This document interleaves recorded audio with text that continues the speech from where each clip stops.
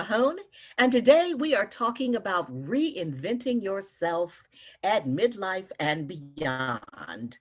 And joining me today is one woman who's reinvented herself a few times, actress, comedian, and I'm going to call you a reinvention specialist, Okay. Mariann Alda. Good afternoon. How are you? I'm fine, Beverly. How are you? I'm Uh, doing well, thank you.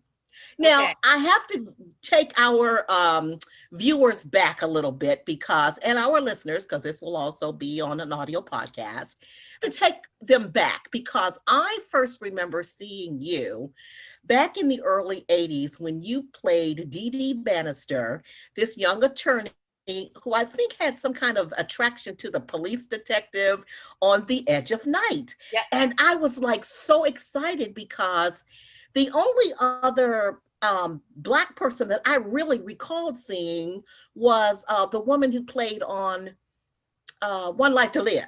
But she was passing for a white woman. She was actually Black, but she was passing for a white woman. And Ellen I think Holly. they called her Carla, Clara, whatever. Yeah. But you looked Black. And I said, okay, wow, this is great.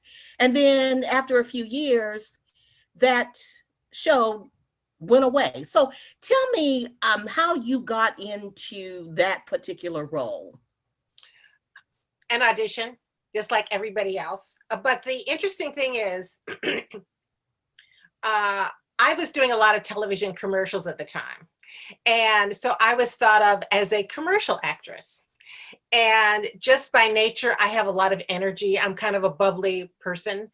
And so back in the late 70s, early 80s, no one necessarily took me seriously as a theater actress, but I did theater all the time. So, but I also made sure that I did my business all the time. If there are any actors or wannabe actors who are listening to your podcast, the thing that you have to remember that this is show business and not show art. And I always made sure that I did my business. And at the time, there was this monthly uh, newspaper that came out called Ross Reports, and it would give you a listing of all the casting directors and their changes. And I noticed that Edge of Night had a new casting director. So old school, I put my picture and resume and cover letter in an envelope and sent it off to her. And about 3 months later, I get a phone call, and she calls me in to read for this character. And interestingly enough, back at that time in New York, you could freelance. So I was freelancing with about 3 different agencies who had a commercial department as well as a theatrical department. But I guess the two didn't cross over. So nobody had submitted me for this role. So I went in and I read, and with actresses, there must have been about 200 women who read for this role. A lot of them were on Broadway at the time. As many, well, let me put it this way. Every Black woman who was on Broadway auditioned for this role. There weren't that many, but there So were. were they specific? So Marianne, were they specifically looking for a Black actress to play that role, or just all Yeah. the Black women just came? They specifically were looking for a Black woman to create a love triangle with Irving Lee, who played Calvin Stoner, and his wife Star, who was an actress that was on the road a lot. And they wanted to create a love triangle and give Black people a fuller soap opera dynamic. Because, for the most part, we were the girlfriends, the sidekicks, the, yeah, girl, that's right, you go, but we never got a chance to do anything. So this was their big experiment to come in and create a little havoc. And it was supposed to be for only 3 months to just come in and mess up their marriage. And I came in and I got my man. And it was funny because I had to, let's see, I think I had 4 auditions. Finally, I had a screen test. And for the screen test, before I could screen test, I had to have an agent negotiate my contract because we had to agree to the monetary terms before they would let me screen test. And so at that point in time, I had my pick of agencies to go to because I'm bringing them money. So I always think give them more, do more, work harder. And especially, and it doesn't stop just because you get older. Those habits that you build up when you're younger, you keep them when you get older. So build up good habits when you're young. Absolutely. Now, let me ask this serious question because, as you did note, there weren't very many of us on television at that time. Do you think being a light skinned Black woman was an advantage for you at that time because of where we were in the times? You know, I don't know. You probably have to ask the casting people and the producers about that.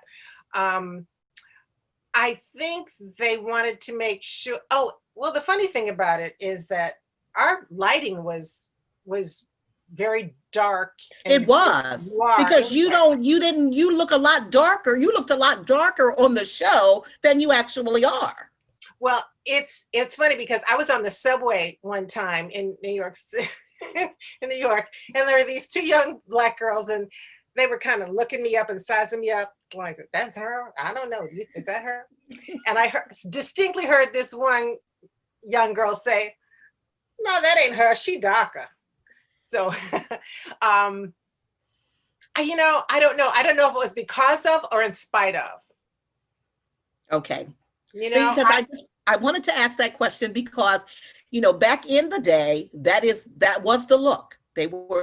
The lighter you were, the more we did see you, even though they were in limited roles. So I just wanted to ask that question. Then but you went on, and then there's I was gonna say go ahead. it goes both ways because I've also been told you're not Black enough.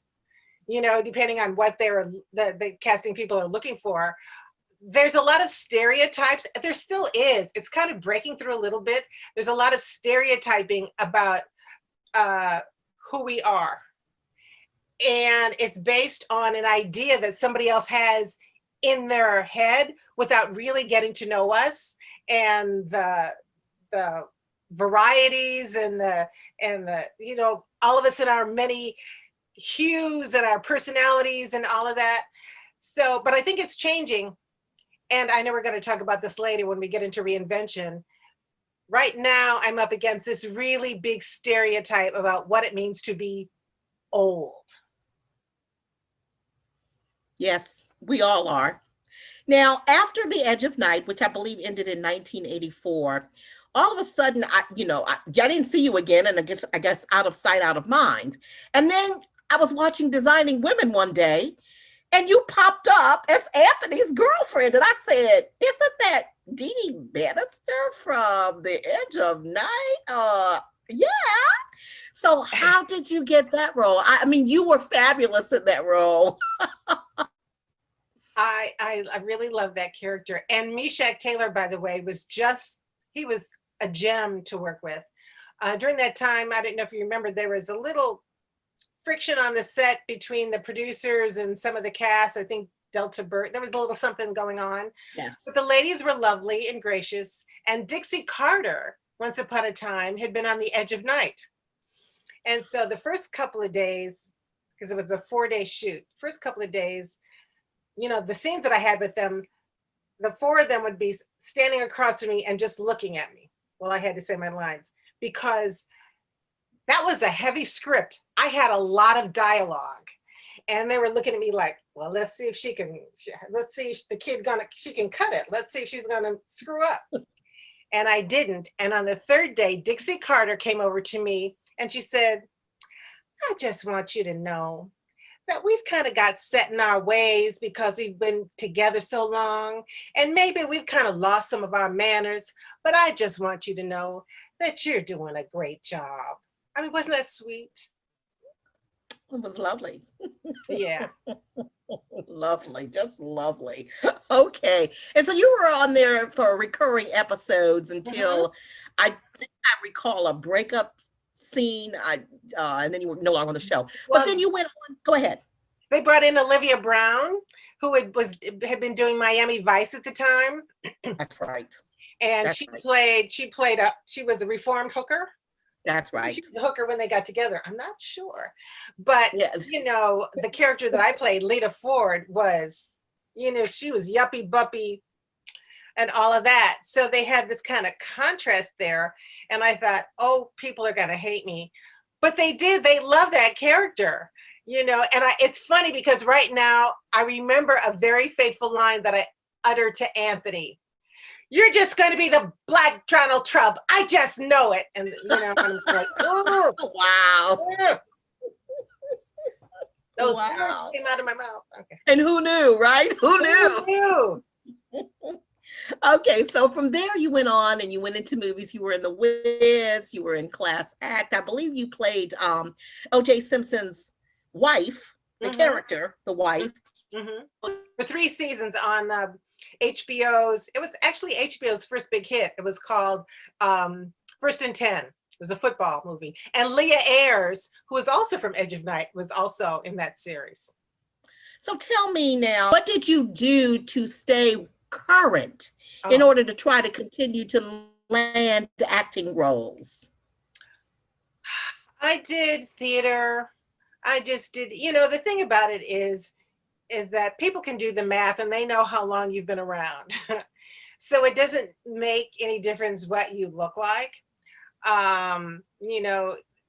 They cast your age and not necessarily how you look.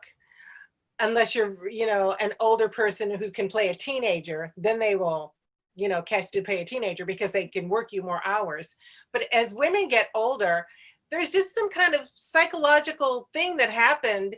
And I was working pretty regularly into my 50s. They had a recurring role on Sunset Beach, playing Lena Hart, Sari Sham's mother. And I had a horrible skin condition, and I had to go to an asylum. And then when they decided to cancel the show, they brought me out of the asylum. I walked through the door and Sherry opens the door and she says, "Mom, you're all better." And I said, "It was a miracle." Because that's the way soap operas go. It was Sunset Beach was the soap. It really wasn't until I got into my 50s, and I say that I had between 50 and 52, there was an 18-month period where I lost my father died. My mother was diagnosed with cancer and I had to become her caretaker. And my ex-husband decided he didn't want to be married anymore. And for the first time in my career, I didn't make enough under SAG to cover my acting insurance. So that was kind of like, whoa, the big trifecta, everything hit me at once. So I, got my mom all better, went through 9 months of, getting her better, chemotherapy and all of that. And my son, who had just graduated from college at the time, I was thinking about, because I'm from Chicago originally. And so I was back in Chicago, caretaking my mom. And I was thinking about relocating and just moving back to Chicago.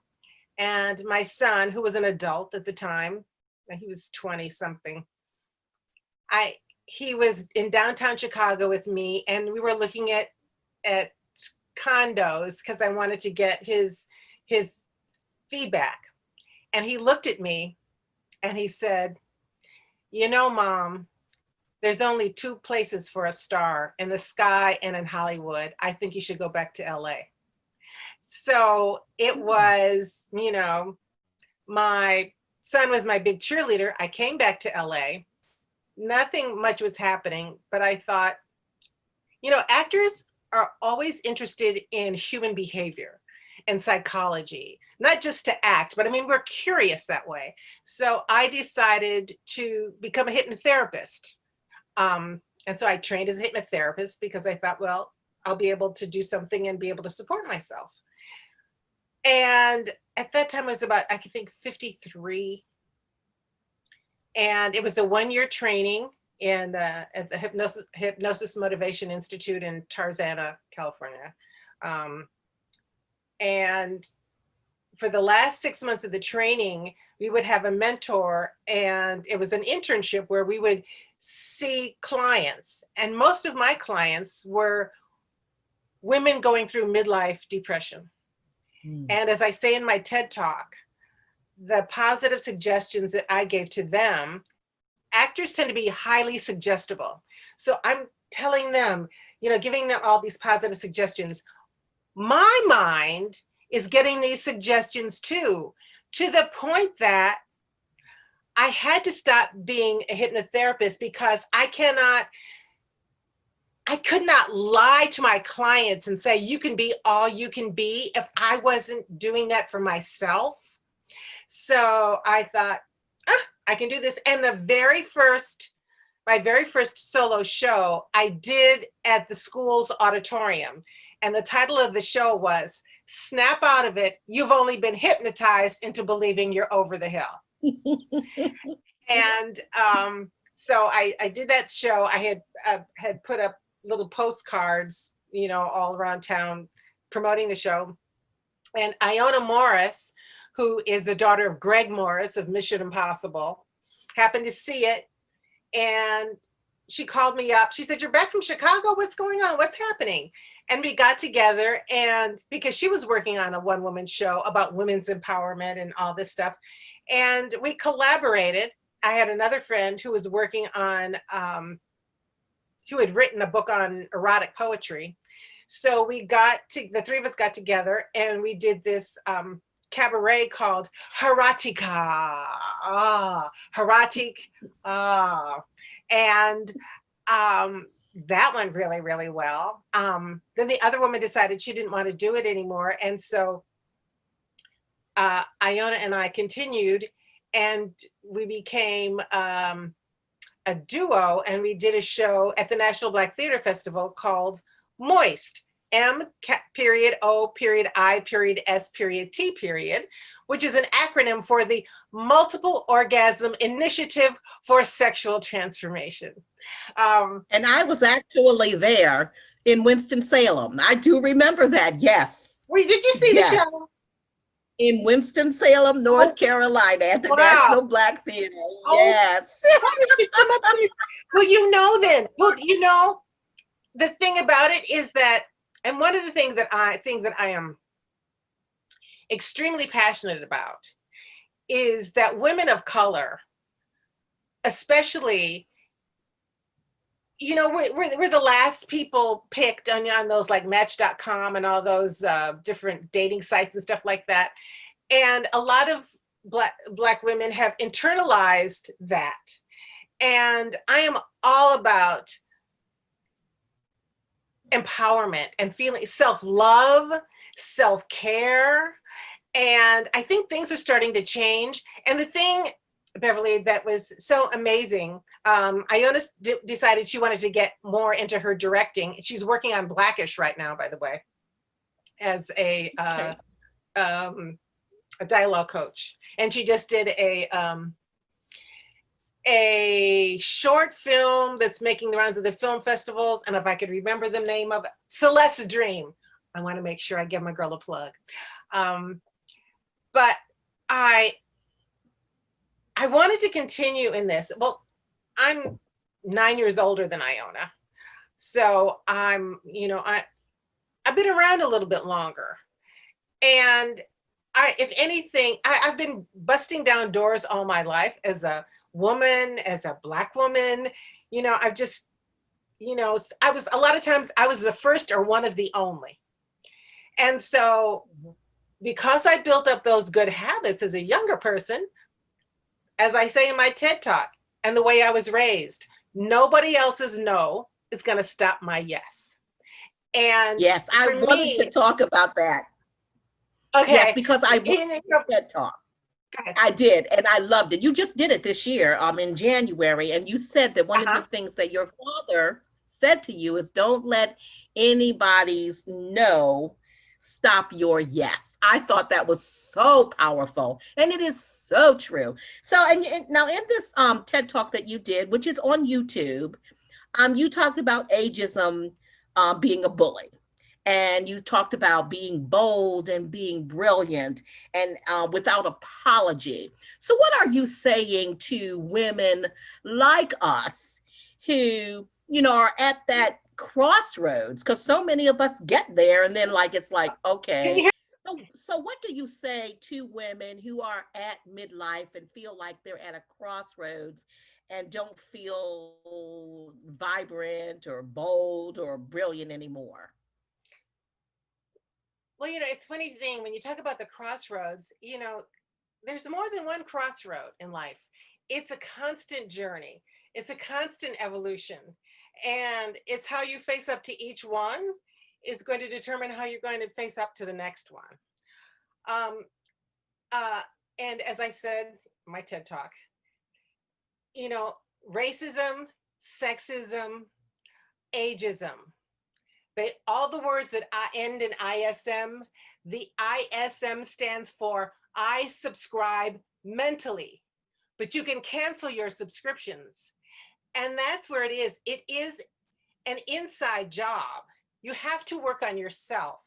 And you have to, first of all, get in with a good group of people. I have a wonderful group of women friends. We love and support each other. We lift each other up. I think, especially when you get to midlife, women tend to be the caretakers and we take on a lot of stuff. There's that old story about the burnt chicken that the mom comes out and there's one piece of burnt chicken and she gives it to the family. Serves the chicken to her family. And, she goes first, she takes the burnt chicken. No matter where she was in the rotation, she always ended up with the burnt chicken. And so finally, one day she got upset and she threw a fit and she said, damn it, how come I always end up with the burnt chicken? And her family said, well, we thought you liked burnt chicken. If we don't ask for ourselves, if we just say, well, are just like, oh, well, maybe you have to speak up. Whether it's in a relationship, whether it's in a job, you can't assume that people are mind readers and that if you're good, if you wait your turn, then you will get your shot. You got to ask for your shot. You have to, and if you're not used to doing that, you really have to develop that within you. And like I said, we become older, we become less resilient. If we haven't built up that armor when we were younger, then we're just going to get beat up when we get older. But that doesn't mean that we can't develop that armor, but it's a habit. And first, just like I'm talking from my hypnotherapy days now, if we aren't used to doing things in a certain way and we want to modify our behavior, when we first start to change it, it's going to feel uncomfortable. It's like the word familiar is from the word family. It feels familiar. But just because something feels familiar, that doesn't mean it's right. It just means that that's what you're used to doing. And if you keep doing what you've always done, you're going to keep getting what you've always got. That is true. And You know, something else you said in the TED Talk that I just love, and I think I'm going to have a poster made of it. You said, find find something that lights a fire right, in you, right. and once you got that fire, you're no longer invisible. Something like that you said, but I mean, it is so true, because getting older really is just a part of the journey. Right. It's not the destination that's relevant, it's the journey itself. So now, where are you in your journey? Well, in my journey, um, I was perfectly happy on my journey, and then the pandemic struck, and I just put everything down. I have wrote a new solo show called "Getting Old as a Bitch," but I'm gonna wrestle that bitch to the ground. I did it at the National Black Theater. Okay, I love it.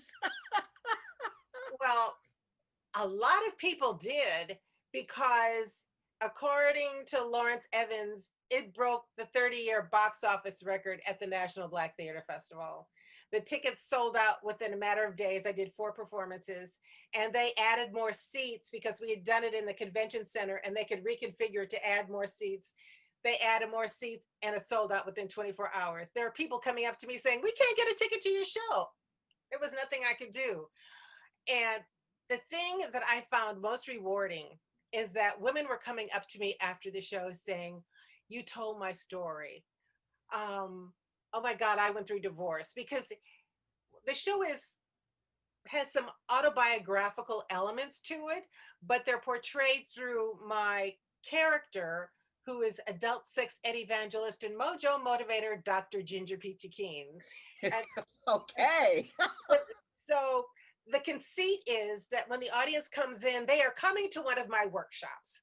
And in my workshops, I tell them that the real work will start tomorrow, but tonight I'm just going to be honest with them and vulnerable with them and tell them my story so that they can feel comfortable later telling me theirs. So it's about 75 minutes of me telling different stories of a woman's life.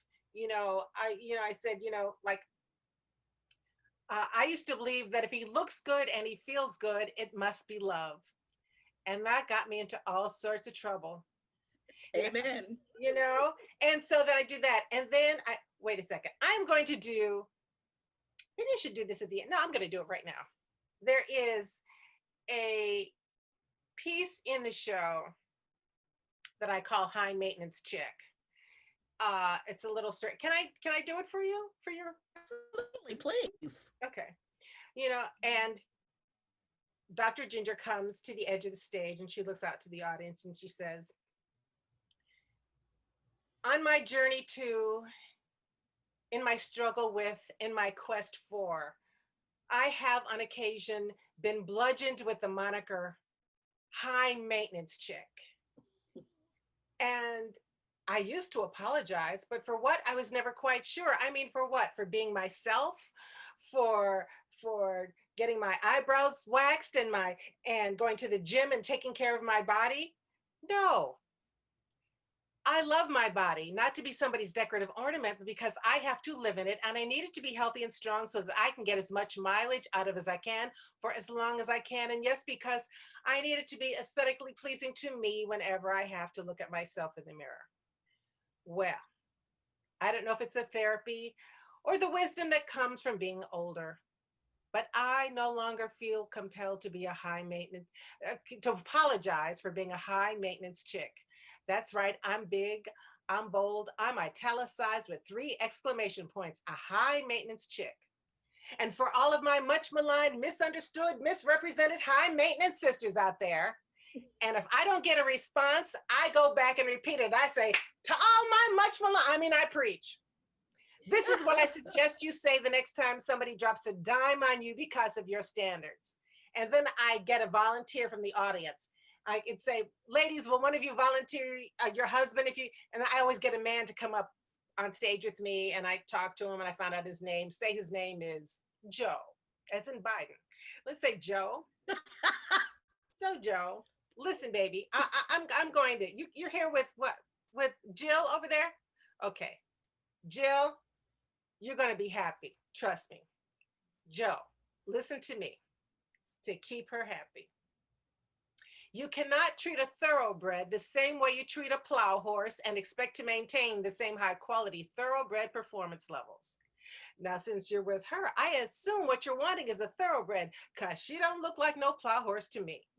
Now, I understand how this might all be kind of new to you, and I will understand, and I'm sure she will too, that it may be too much for you, in which case you will just have to move on. But before you go, remember this: a thoroughbred is sleeker and faster and will get you in the winner's circle. And oh yeah, you also get a better ride. Giddy up.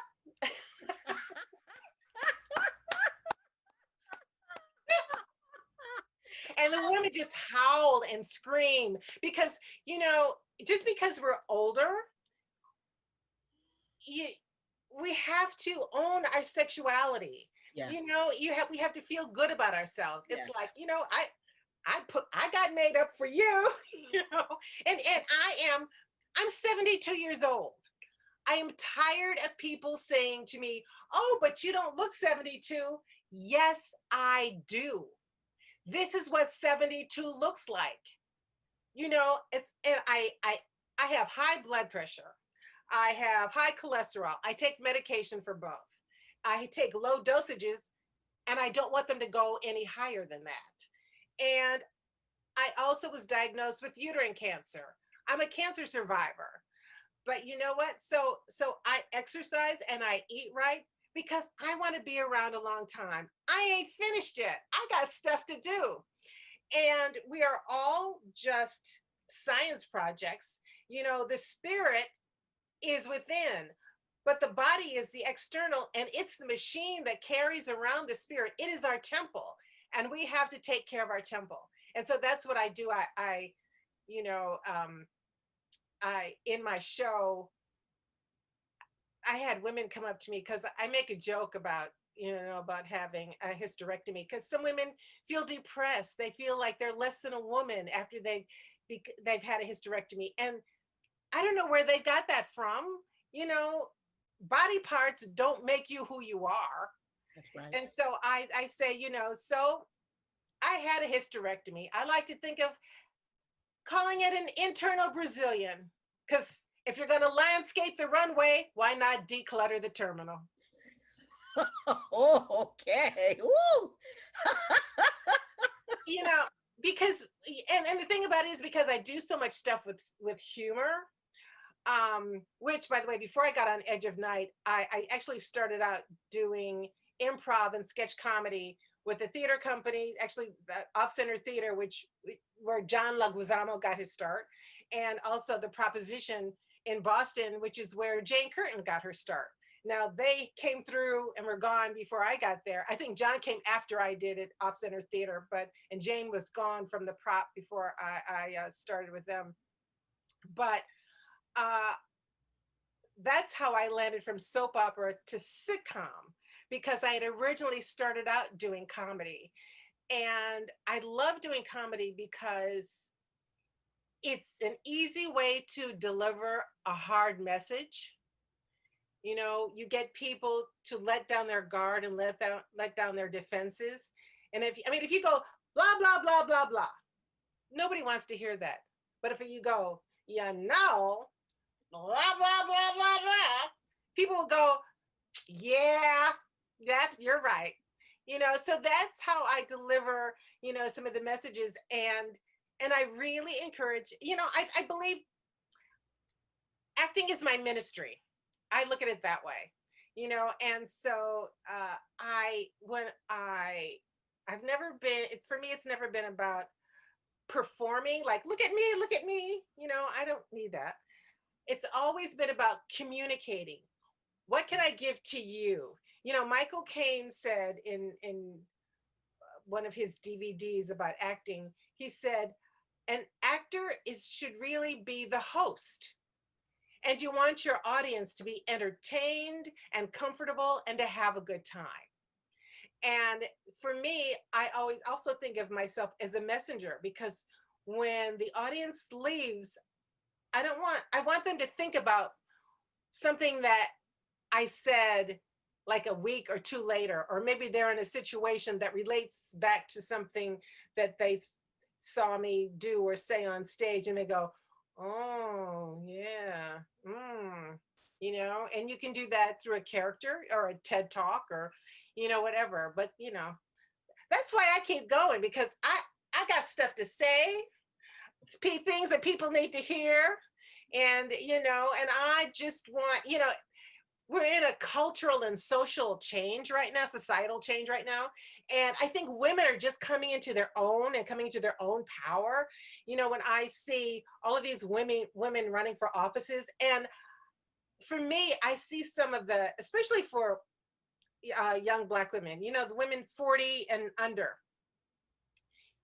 When I was growing up, it was, be good, be polite, know your place and stuff like that. These young women, they don't take no stuff from nobody. It's like, I go, okay, so I'm learning from them. Yes, we all are. Yep. We all are. All right, so gonna have to wrap this up, but I know one of the things I wanted to say in closing here. I noticed that you are very active on social media and very approachable on social media because that's how I reached out to you for this interview.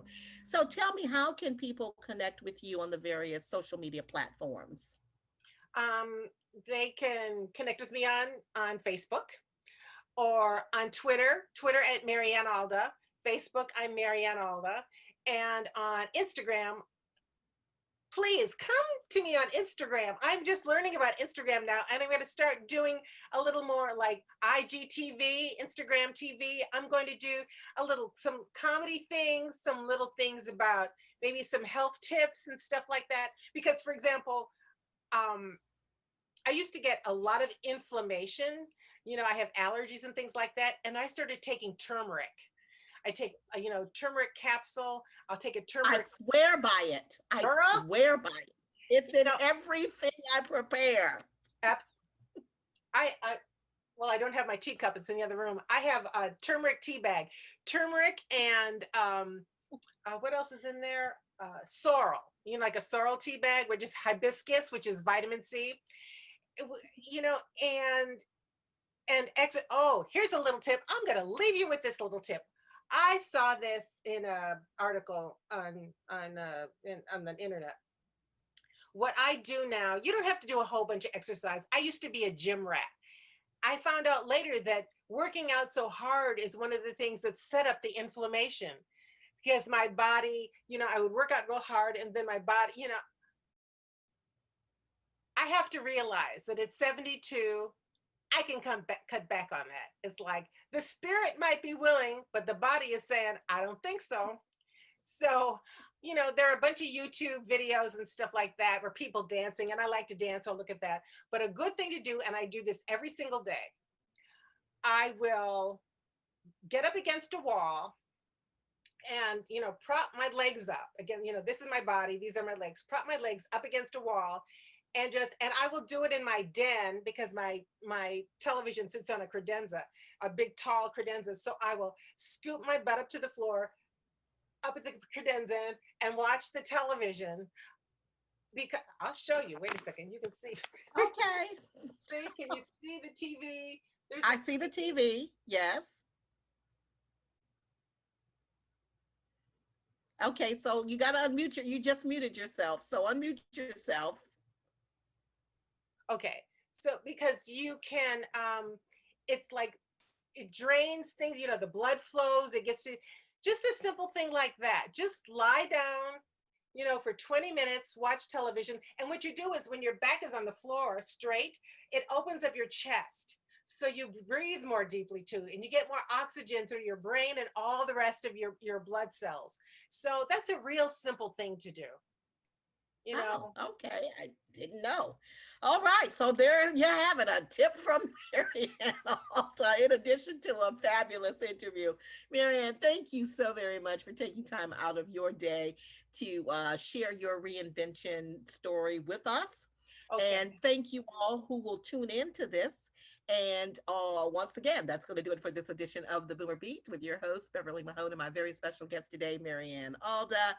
And until next time, remember this: stay empowered along your journey. See ya. Bye.